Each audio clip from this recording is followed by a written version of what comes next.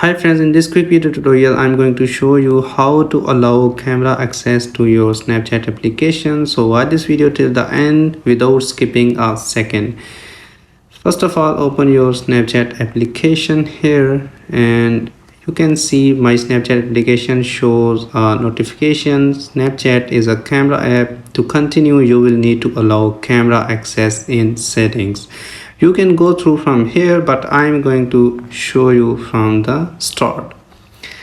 Tap on settings icon and after that scroll up a little bit and here you will find an option privacy and security. Tap on that and after that tap on camera icon here, and here you will see the access of camera has been denied.